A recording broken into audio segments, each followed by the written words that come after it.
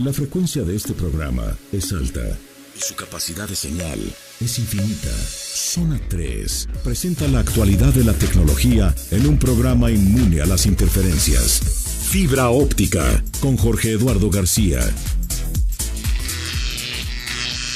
Hola, ¿cómo están? Bienvenidos a Fibra Óptica. Un gusto saludarles. Soy Jorge Eduardo García. Les invito a que permanezcan en la frecuencia 91.5 FM, Zona 3. Hoy tenemos un especial de la compañía Namco Bandai. Y bueno, pues hoy, como cada 15 días, nos acompaña este staff de conocedores de videojuegos. Ya conocen. Luis Hernández, ¿cómo estás? ¿Qué tal? Buenas tardes, muy bien, gracias. Ángel Flores. Hola, un saludo, bandita. Alejandro Rodríguez. Me sonrojas, Jorge. Hola a todos. Ay. Caray. Y Hamlet Arias. Hola, a mí no me sonrojas, pero saludos. Bueno, pues yo creo que son conocedores, por lo menos más que yo, sí, sin duda. Ah, por eso. Oh. Sí. Mal pensado. Oigan, pues hoy vamos a estar hablando de Namco Bandai. Ustedes sugirieron el tema. ¿Por qué escogieron este? Porque en realidad no sabíamos de qué hablar. Dijimos, a ver, de Team Marín y Namco. Y afortunadamente se murió. No, afortunadamente. Y dijimos, ya tenemos tema. Dijimos, danos una señal, señor, para poder escoger el tema. Y pum, nos informan que se murió Masaya Nakamura. Y dijimos, va. No es cierto.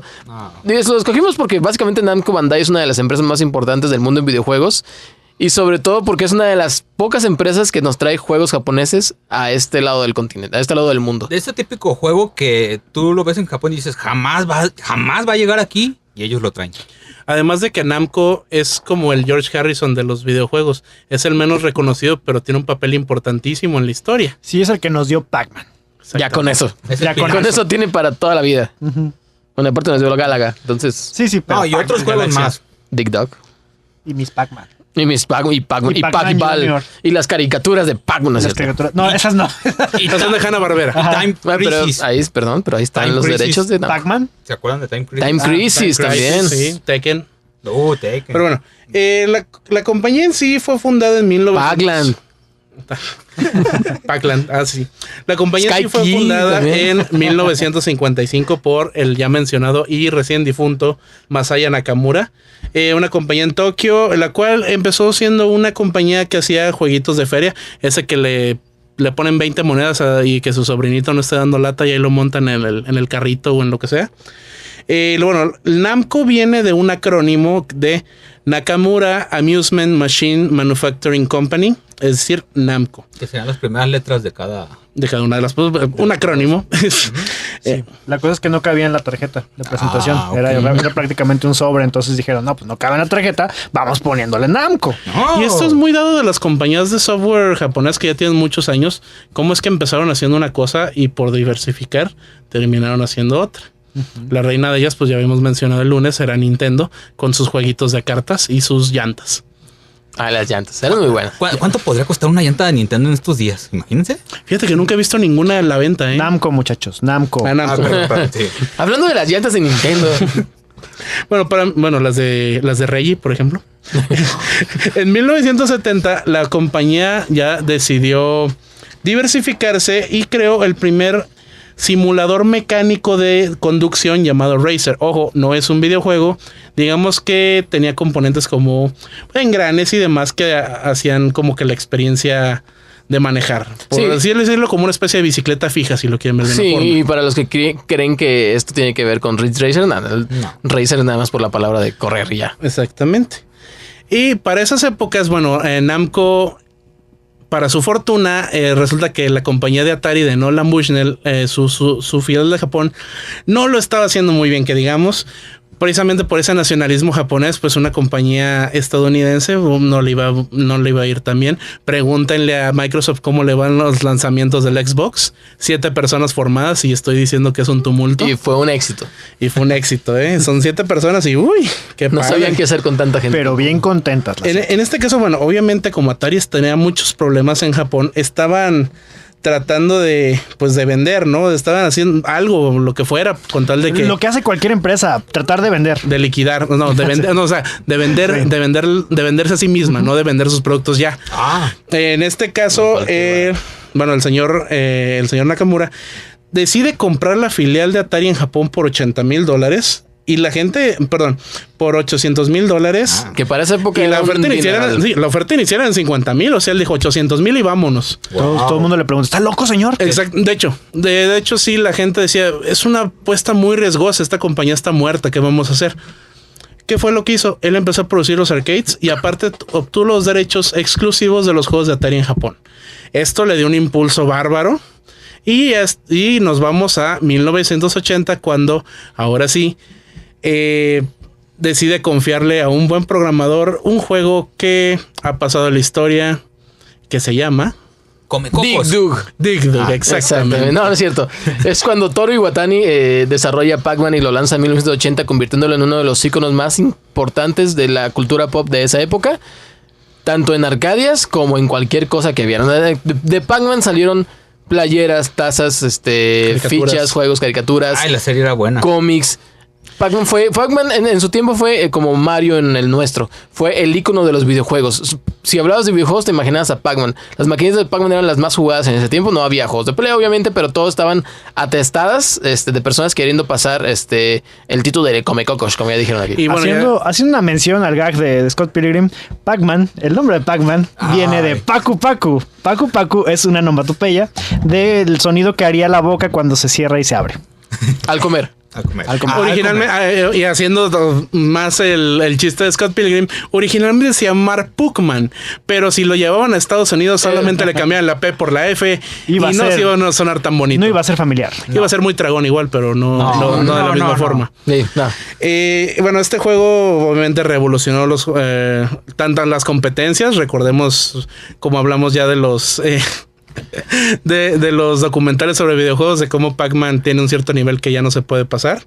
Y El bueno, 256. no solamente fue el único juego famoso de Namco Arcade, tenemos otros como Galaga. Galaga, que pues, si ustedes lo recuerdan, es uno de los shooters más famosos de su época también. Namco fue un revolucionario en su época. Entonces, lo que hacía Namco era seguido por otros desarrolladores y copiado hasta el cansancio. De hecho, su único error fue haber sacado Pac-Man para Atari, para la consola casera, porque fue horrible. Bueno, también revolucionó en cuanto a técnicas, porque Galaxian, la primera parte de Galaga, fue el primero en usar gráficos de color RGB. Oh, qué bonito. También sacó Dig Dug. Dig Dug, si recuerdan, es pues básicamente un excavador que tiene que estar Inflando Cositas. cosas para ganarles, pues. Obreros inflando en el trabajo, ¿cuándo se ha visto? Nunca se me ha pasado. ¿Dónde? Y bueno, también Pole Position, un juego que todavía está en algunas centrales camioneras de algún pueblo olvidado del país, todavía se encuentra. Que ese yo una vez mencioné en el programa que ese fue mi primer videojuego que jugué en la vida. Oh. Y que se hizo un buen traslado del arcade a Atari. O sea, fue bueno, fue modesto. Y que realmente era muy, muy revolucionario para los juegos de carreras que había de Atari, que eran nomás unos piquitos, unos palitos. Sí, que en esa época, algo como lo que hicieron en Atari, podías lograr en un reloj Casio. Pero era muy divertido en el Atari. En maquinita Pole Position era una belleza para la época. Y aparte era un gabinete con la forma de una cabina de un auto, o sea. Y con la palanca de velocidades, la palanca de velocidades, que eran nomás 2. Era secuencial. Y los pedales de freno y acelero. Y bueno, parecía que Namco iba rumbo al éxito y nada lo había de tener. Y se nos topa 1983 a 85. La fecha. Que fue la fecha básicamente donde Atari empezó a tener los problemas por la masificación del desarrollo en videojuegos. Fue cuando Warner compró Atari. Se le considera la primera gran caída de los videojuegos. Warner compró Atari. Atari, bueno, sacaron los juegos de E.T., sacaron un juego de Pac-Man. Fueron rotundos fracasos para la industria. Mucha basura. La gente empezó a desconfiar de la consola por la cantidad de juegos basura que había en esa época. Y pues básicamente empezaron a dejar de existir ventas para Sí, últimamente se habla mucho de que podría llegar el segundo fracaso de las compañías de videojuegos. Pero créanme que no. O sea, no es lo mismo. No, aparte no es lo mismo. O sea, realmente cuando fue la era del Atari eran demasiados juegos que no tenían sentido. Más que fracaso, quizás pueda ser cambio de plataforma. Sí, o sea, había empresas de papitas que hacían videojuegos. Es decir, eso lo que vemos ahora en las computadoras, cada vez que entras a ver el juego de López Obrador o el juego de Javier Duarte. De Javier Duarte, cualquier cosa, eso lo hacían antes con los personajes de sus compañías. Con Chetos tenía juegos. Pepsi tenía juegos muy malos en esa época. Hubo un juego después, ya sabemos, del PlayStation, que es Pepsi Man, que es un gran juego. Pero en esa época hacían juegos de todo, cualquier tontería para una consola que costaba muy caro. Oigan, pues vamos a seguir conociendo más acerca de Namco y les recordamos nuestra vía de contacto, por lo menos en Twitter, nos pueden estar enviando sus comentarios, que es Fibra Óptica 915 y la línea WhatsApp, que es el 33 18 80 76 41. Regresamos. Estamos de vuelta con ustedes aquí en Fibra Óptica. Seguimos repasando la historia de la compañía Namco Bandai y conociendo algunos de sus más grandes juegos.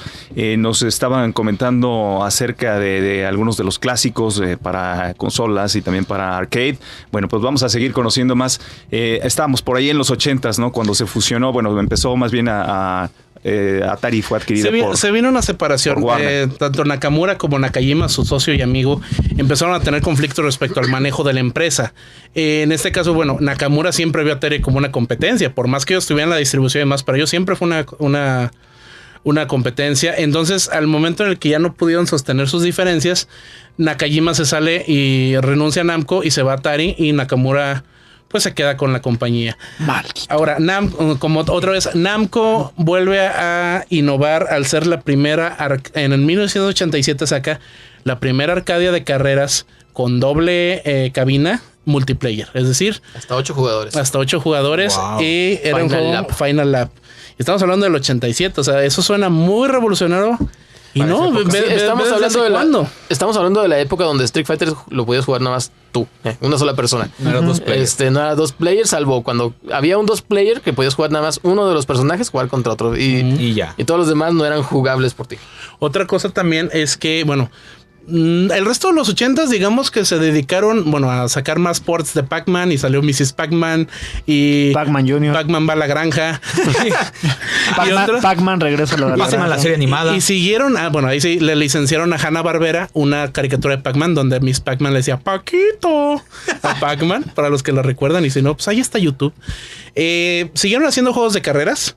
Y también, bueno, ya para finales de los 80s, inicios de los 90, Namco fue el primer licenciatario, que ahora le llaman publisher o les llaman third party, oficial de Nintendo. Pues les llaman publisher porque ya todo el mundo lo hablamos en inglés, pero siguen siendo licenciatarios, pues.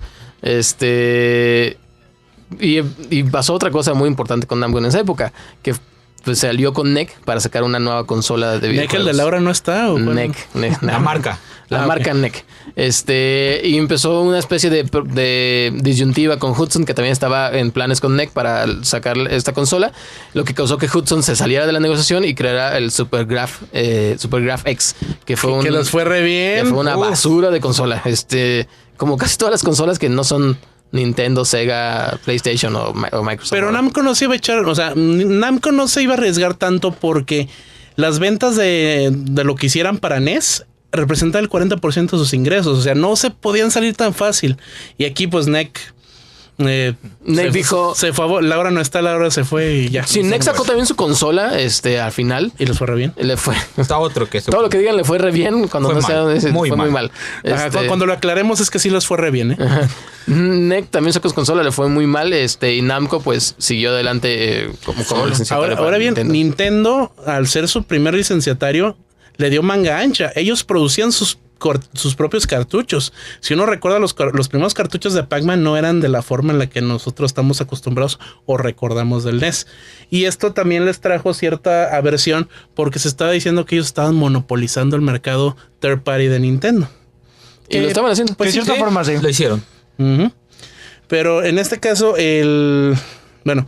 seguimos en los 90s. Namco decide pues ya diversificarse un poco más.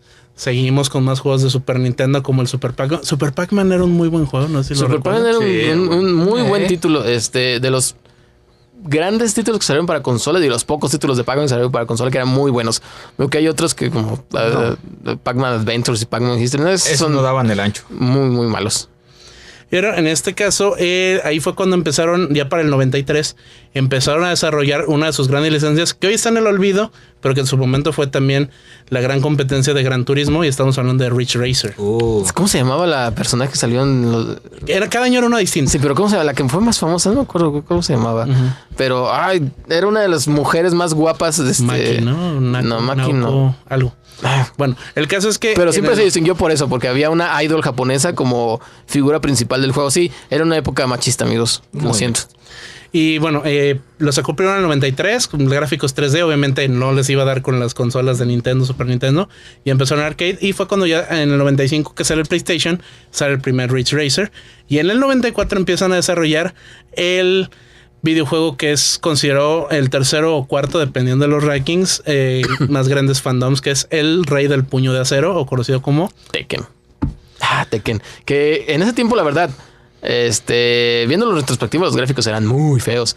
Eran mejor que los de Virtua Fighter que de Sega, pero de todos modos seguían siendo pues cartones de leche pintados. Sí, pero para nosotros en esa época era lo mejor de lo mejor. Era casi. Está en 3D. No, era el clásico. No, pero por ejemplo, el Virtua Fighter nunca me gustó. No, pero los cinemáticos del Tekken, o sea, los finales era el clásico de que siempre tenías, en ese sentido, por ejemplo, en otros juegos donde casi siempre era un RPG donde tenías un save guardado para ver los displays de ese tiempo, ¿no? Entonces los videos. Sí.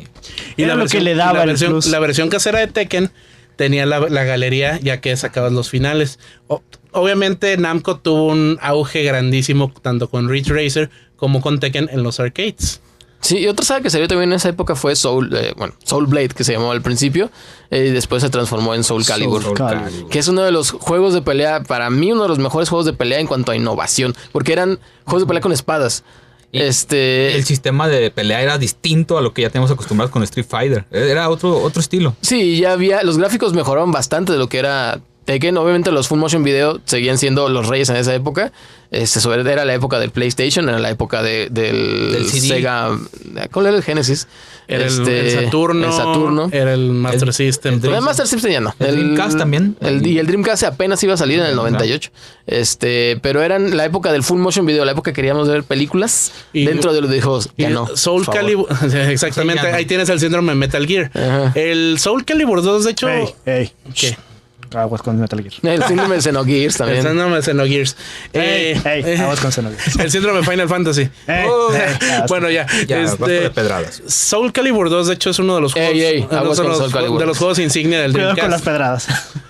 De hecho, el Dreamcast es más recordado por juegos de peleas como el Marvel contra Capcom 2, que era una chulada en esa Rival Schools. El Rival Schools 3, el 2. No, el Rival Schools. El Rival Schools 3, que era también una... Los que jugaban el Brian. Era un porteo buenísimo, y el Soul Calibur 2. Después supimos lo que le pasó al Dreamcast, que por una campaña negra de PlayStation fue que no vendió lo que debía. Y terminó siendo licenciatario más de Nintendo que de Sony. Pero bueno, el Soul Calibur 2... durante muchos años fue un juego, pues, referencia. Fue como un Ultimate Marvel vs. Capcom 3 en esa época. ¿Te acuerdas cuando nos hacíamos nuestras retas ahí en un antiguo trabajo que tenía Hamlet? Una tienda de cómics que estaba ahí por el tren ligero de la estación Juárez del tren ligero de Guadalajara. Y apostamos que el que perdiera se tenía que pintar los labios con gloss y otras cosas más. Gracias, Namco. ¿Y quién perdió? Todos. Okay. Todos llegamos a perder. Todos menos la mujer que debía pintarse los Todos pierden. Exactamente. Sí. Bueno, lo seguimos. Bueno, Namco en este caso, bueno, ya dejó sus ambiciones de querer desarrollar hardware y se concentró al 100% en el software. Y pues sus sagas fueron tan buenas que... ahí estamos olvidando otra revolución en las arcades, y es, como lo mencionó Ángel, Time Crisis. Time Crisis, o como le quieran llamar. ¿Tú te acuerdas que llegabas a las maquinitas y veías una maquinita con una pistola roja y una azul?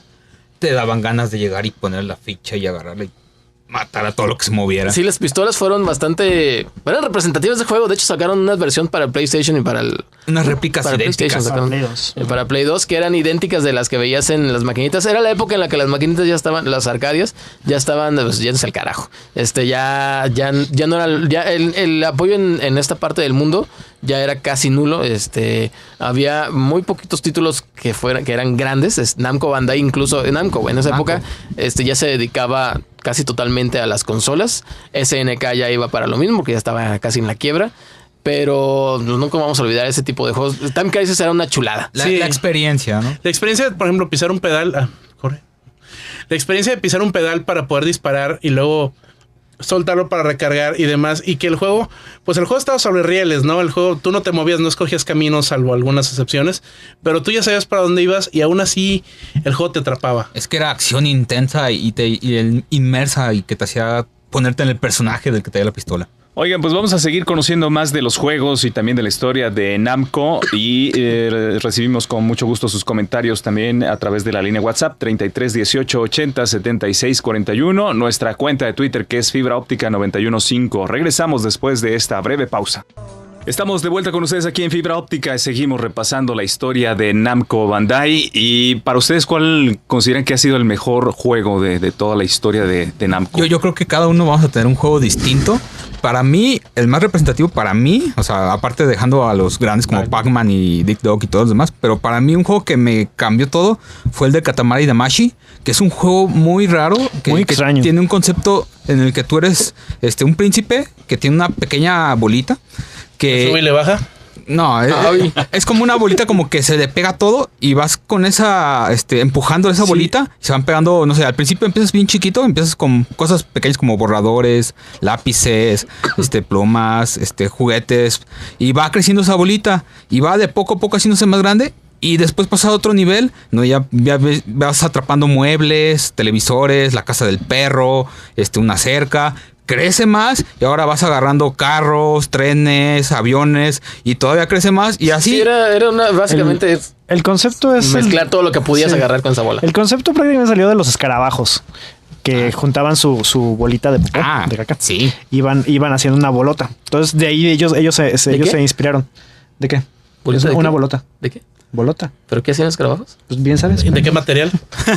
De materia. De un material. De esos fecales. De materia fecal. Ajá, exactamente. Entonces hacía su bolita y hacía gigante. Entonces de ahí tomaron el concepto para hacer Katamari. Y es muy, ese mundo es muy raro, pero a mí me atrapó mucho porque es distinto a todo lo que hay. Sí, era un puzzle muy, muy diferente, como dice Ángel. Era mucha gente lo odió por sus gráficos, pues muy estilizados a la usanza japonesa. Salía el homófobo que todos llevan dentro. Muy amanerado el Katamari. Muy amanerado el Katamari. Y el rey, sobre todo. Fue muy amanerado. Pero era un gran título. Yo, en lo personal, creo que el título más representativo de Namco, por lo que ha sobrevivido. En los tiempos modernos. Los tiempos modernos, quitando Pac-Man, por supuesto, que es Pac-Man, es el gran personaje, pero es Tekken. Creo que es el título que está haciendo que Namco sobreviva en las consolas. Más allá de los juegos japoneses que podemos seguir viendo acá, Golgo 13, y un montón de spin-offs y refritos de la compañía, Tekken sigue siendo el que cuando sale, todo mundo tiene la mirada puesta en el título. Incluso podemos hablar de Tekken 3. Fue creo que el primer juego de peleas que fue bestseller para PlayStation. Y ese juego era muy bueno. Tenía muchísimas opciones de... Bueno, tenía juegos como el de la pelota de playa, si recordarán. Tenía un modo estilo Final Fight donde sacabas personajes. Y la cantidad de personajes y colores y demás, y los finales que tenía, fue lo que realmente revolucionó en gran parte el mercado de juegos de pelea caseros. Y eso no porque estaba estancado tanto Street Fighter como King of Fighters como Mortal Kombat. Y esos no te los cobraban y ya venían en el disco, ¿verdad? Ah, exactamente. Buenos tiempos. ¿Tu juego, Alejandro? ¿El tuyo? ¿Cuál es tuyo? ¿Ya? Bueno, el Hamlet me ganó, era Tekken 3, pero también podría hablar de Ridge Racer, la primera competencia serie de Gran Turismo. Ahí sí, bueno, hubo un tiempo en el que estaban par a par, como decía Hamlet, e incluso regalaban calendarios con la Idol en turno. Con la Idol en turno, que por cierto eran falsas todas, o sea, no crean que eran actrices. Bueno, estaban basadas en actrices pues, reales. Pero eran gráficos computadores, eran Lara Croft.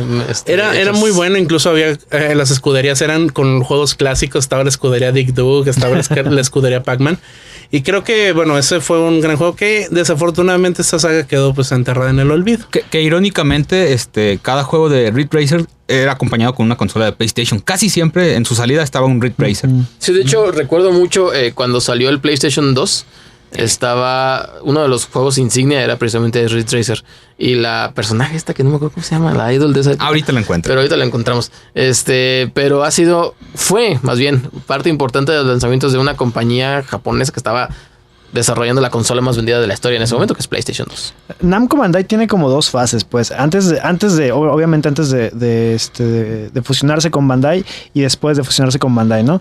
Prácticamente Namco Bandai, para mí es lo que más a mí me llama la atención, ¿no? Después del 2006 fue cuando las dos compañías deciden unirse y se convierten ahora sí que exportador de juegos japoneses a América, que era el número uno, que eran aquellos juegos que no llegaban por la creencia de que eran muy japoneses y al mercado americano no les iba a gustar, ¿no? ¿Que sí eran muy japoneses? Sí, no, pero también, americano sí le gusta. Pero también de cosas como los animes.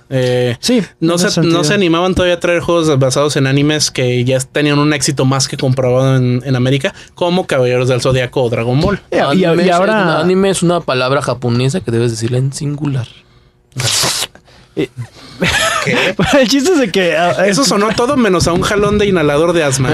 No era un jalón de inhalador de asma. Por cierto, la idol se llamaba Reiko Nagase, es la más famosa que dio. Eso. El chiste es de que realmente gracias a Namco Bandai tenemos juegos de las sagas como Naruto, como Dragon Ball, Hack, infinidad de juegos, ¿no? Pero para mí yo creo que el juego que más me gustó de Namco es la saga Xenosaga, la saga Xeno, tanto Xenogears como Xenosaga, juegos que realmente eran RPGs muy, muy, muy japoneses, pero que incorporaban muchísimos elementos cinematográficos, ¿no? De hecho, la carrilla más grande que se le hace a Xenosaga es que es más película que juego. O sea, de las 120 horas que te la vas a pasar jugando, yo creo que 80 o 60 de 180 horas son de puro video. Se adelantó a su época. Se adelantó a su época y de ahí ya tomaron otros desarrolladores esta modalidad, ¿no? Bueno, también Namco, hablábamos de que los arcades están pues en fase de extinción. En América, pero no, resulta que todavía hay locales de arcade, sobre todo en los malls de Estados Unidos. Y Namco es la mayor compañía de arcades en Estados Unidos. Sí. Después de que compró los locales del Castillo de Aladino, que era una franquicia bastante grande de arcades. De arcades, pero no de juegos. No, de arcades, o sea, de locales de maquinitas. Ellos, se convirtieron en los más grandes de distribuidores y fundaron la compañía Namco Cybertainment, la cual no desapareció después de la fusión con Bandai. Sí, Namco es muchísimas cosas realmente. En Japón es un gimnasio, es una compañía luchona. Es padre y madre, Pac-Man, Arcadia, Ridge Racer, gimnasio, Reiko Nagase a la vez. Okay. Y por eso le damos respeto. No, en Japón, donde sigue siendo bastante rentable las arcades, Namco destaca muchísimo teniendo centros de grandes pachincos. Sí, ¿cuáles pachincos, hombre? Teniendo edificios de pisos, de varios pisos llenos de puras maquinitas, donde realmente Namco destaca mucho de su galería antigua y la nueva. Un montón de pachincos que no tiene. De hecho, el último título para arcades que lanzó Namco fue en el 99. Namco como tal, Namco normal. Fue Crysis 3, que era una evolución de Time Crisis. Uh-huh. Fue en el 99, fue el último título que podemos ver en maquinitas, en las famosas maquinitas. Y Crisis Zone también, el spin-off que era con una metralleta. Wow. Bien, vamos a hacer una pausa. Seguimos recordando lo que ocurría con la historia de esta compañía. Namco Bandai, y les recordamos también que ustedes pueden enviar sus comentarios a través de la línea WhatsApp 33 18 80 76 41. Último segmento del programa. Gracias por seguir en sintonía aquí en el 91.5 FM Zona 3 en este especial de Namco Bandai. Les recordamos también que podemos recibir sus comentarios a través de la línea WhatsApp, que es el 33 18 80 76 41. Y bueno, pues también esta compañía tiene branch o tiene ramas, ¿no? En distintos países, por ejemplo, en Europa, mismo América, en varios países también tiene por ahí sus filiales. Exactamente. Bueno, en este caso, por ejemplo, Sony en Europa distribuye los juegos exclusivos de PlayStation para Namco. Uh-huh. En Japón, como dice Alejandro y como dice Hamlet y Ángel, tiene una presencia bastante grande. Y bueno, aquí en América, como dijimos, está en las maquinitas y pues de los juegos que van sacando de Bandai. De sus propias franquicias ya tiene un rato que hay algunas que tienen enterradas, como Soul Calibur. Soul Calibur nada más llegó hasta el 5 y ya no lo han vuelto a sacar. Siendo que realmente la historia era buena y cada juego era mejor que el anterior. Sí, el 5 estuvo mediocrón. Creo que el 4 ha sido el pináculo de su desarrollo. Pináculo, dije. Imagínate nada más. Ha sido el mejor título de la saga. El Soul 5 sí decepcionó un poquito por también porque ya no eran los héroes de siempre. Ya eran sus hijos, eran 17 años en el tiempo. Pero una de las cosas bonitas de esta saga es que a partir del... ¿Fue en el 4? Cuando empezaron a mezclar con personajes Justo lo que iba a preguntar. Del 3. Del 3. Cuando empezaron a mezclar con personajes de Nintendo y de Microsoft. Esa movida estuvo muy buena porque cada consola tenía un personaje, digamos, distintivo. Para PlayStation fue Darth Vader, para Xbox fue Wow, porque PlayStation no tenía nadie. Estamos hablando del 3. Para el 2 era Spawn. No, para el 3. Para el 3. Era fue el 3 y el 4. 3 y el 4. Estuvieron Spawn, estuvo Heihachi. A Heihachi. Kuchara. Link fue hasta el que sigue. No, Link fue en el 3. Sí, Link fue en el 3 para el cubo. Para el Soul Calibur de... Sí, y en el 4 fue cuando metieron a Darth Vader, a Yoda y al aprendiz. Es cierto, el aprendiz era el del Wii. Tienes razón, era puro Star Wars. Sí, los de Star Wars eran increíbles. Sí. Darth Vader, para jugar con él, era una belleza. Pero nada más porque a Darth Vader, porque la verdad había personajes mejores, pero era un gran guiño para otras franquicias para atraerlos hacia su propia compañía. Y reivindicaba un poco los juegos de pelea de Star Wars, porque Master of Terascasi, que es el que tenemos mayor referencia respecto a juegos de peleas, muy malo. Era horrible. ¿Qué tan horrible, Luis? Era tan horrible. ¿Era más horrible que Resident Evil 7? Digo, Resident Evil la película. Era más horrible que Resident Evil la película, definitivamente. Era más horrible que Eragon. O sea, eran juegos muy, muy malos. Pero bueno, regresamos a Namco. Y actualmente, recién anunciaron que se murió Pac-Man 257. ¿Qué? 256. 256. Sí. Que es la continuación, porque como decíamos, hay un algoritmo. 250 de la continuación, sí. Hay un algoritmo en Pac-Man que hace que después del nivel 256 se trabe, se vaya negros la pantalla. Es el clásico efecto que empezaron a decir todo el mundo, que trababas el juego. Si alguien le dice trabaste el juego, es porque viene de la época de las maquinitas donde no había más allá que un nivel, y cuando alguien lo alcanzaba, la maquinita ya no podía generar más información. Se consideraba que era el final. Se consideraba el final, o sea, no había finales antes, así de viejos estamos. Pero es un título para móviles que en el que era un homenaje para y consola después, pero empezó como juego para móviles, el 256, en el que básicamente tú eres Pac-Man, tú estás manejando a Pac-Man, tienes que, lo clásico, ir comiendo las pastillas y los fantasmas, pero el nivel se va terminando, se va desintegrando en el estilo dígitos de Matrix. Wow. Entonces lo que tienes que hacer es avanzar lo más rápido posible para que no te alcance esta destrucción. Y el 257, pues, lo acaban de anunciar. Es la secuela de este título. Fue muy bueno. No es un título tan conocido de móvil. Pero creo que es uno de los mejores Pac-Man que ha salido. Aparte del Pac-Man Tournament que salió para consolas. Pac-Man Tournament Effect. No me acuerdo cómo, DX o algo así se llamaba. Pero es uno de los títulos que yo creo que si no lo han probado, pruébenlo. Es gratuito. Está en la Play Store. En la tienda de Apple, no sé. Supongo que también estará gratuito. Tal vez, no sé. Pero es un must si quieren jugar un título de Namco y de Namco Bandai y de una de las franquicias más importantes de la historia de nuestra industria. Actualmente se viene Tekken 7 para el 2 de junio, más otras licencias de anime de Namco Bandai. Recordemos que es Namco Bandai. Y viene Xenogears también para Y viene el segundo Switch. DLC de Dark Souls, que también es no nos importa eso. Por Bandai Namco. Y viene también un juego muy bonito que se llama Ni no Kuni 2, que también está. Sí, Ni no Kuni es de los que se esperan grandes para que Dark Souls no es desarrollado por Namco. Es publisher. Es publisher. Y bueno, los juegos de Tales que tanto le gustan a Alejandro. Sí, ahorita está uno que se llama Tales of Berseria. Que son juegos larguísimos. Si quieren guardar su vida en un juego, son juegos que son muy de nicho. O sea, realmente son muy cansones. O sea, son juegos que te manejan mucho una historia que tú dices, ya va a acabar, y no, te vuelve otra vez la trama. Entonces eso cansa muchísimo al jugador. Y ya lo acabaste y vuelve a dar otra vuelta al juego. Sí, son juegos muy largos realmente, pero son juegos muy buenos para los que son amantes de los JRPGs. Realmente. Y bueno, actualmente también Namco tuvo su aparición el señor Pac-Man en la horrible película de Pixeles.